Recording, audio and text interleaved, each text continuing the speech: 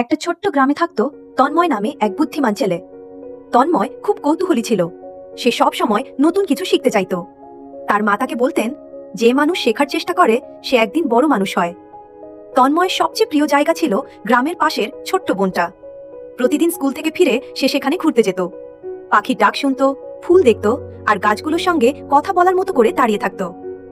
একদিন বিকেলে তন্ময় বনে হাঁটতে হাঁটতে একটা অদ্ভুত গাছ দেখতে পেল। গাছটা অন্য সব গাছের চেয়ে আলাদা। এর পাতাগুলো যেন একটু চকচক করছিল। তন্ময় কাছে গিয়ে বলল, আরে, তুমি এত আলাদা কেন? হঠাৎ গাছটা কথা বলল, আমি জাদুর গাছ, কিন্তু আমি সবাইকে জাদু দেই না। তন্ময় অবাক হয়ে গেল। সে একটু ভয় পেল, আবার আনন্দও লাগলো।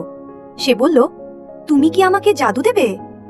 গাছটা বলল, আমি শুধু ভালো, পরিশ্রমী আর সত্যবাদী শিশুদের সাহায্য করি। তুমি কি সেরকম? তন্ময় একটু ভেবে বলল, আমি চেষ্টা করি ভালো হতে। গাছটা বলল, তাহলে তোমাকে 3টা কাজ করতে হবে। যদি পারো আমি তোমাকে একটা বিশেষ উপহার দেব। তন্ময় রাজি হয়ে গেল।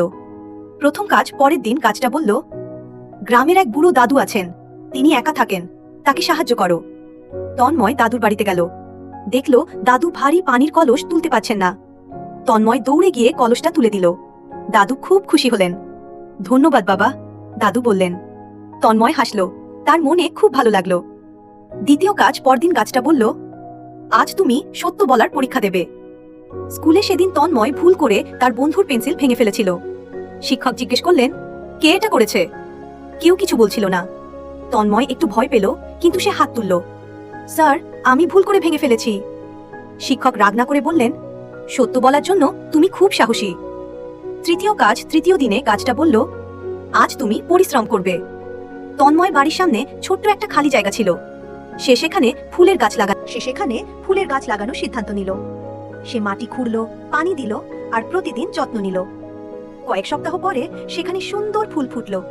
লাল, হলুদ, নীল, কত রং! পুরো গ্রাম খুশি হয়ে গেল। জাদুর উপহার তন্ময় আবার বনে গেল। গাছটা বলল, তুমি 3টা কাজই খুব ভালোভাবে করেছো। তন্ময় খুশি হয়ে বলল, এবার কি তুমি আমাকে জাদু দেবে? গাছটা হেসে বলল, আমি তো তোমাকে আগেই জাদু দিয়েছি। তন্ময় অবাক হলো। গাছটা বলল, ভালো কাজ করার আনন্দ, সত্য বলার সাহস, আর পরিশ্রম করার শক্তি, এই 3টাই আসল জাদু। তন্ময় তখন বুঝল, সত্যি জাদু কোনো ম্যাজিক না, ভালো মানুষ হওয়াটাই সবচেয়ে বড় জাদু। সেদিন থেকে তন্ময় সব সময় ভালো কাজ করার চেষ্টা করত, আর গ্রামের অন্য বাচ্চারাও তার থেকে শিখতে লাগলো। শিক্ষা: ভালো কাজ, সত্য কথা আর পরিশ্রম, এই 3টি গুণ মানুষকে সত্যিকারের বড় মানুষ বানায়।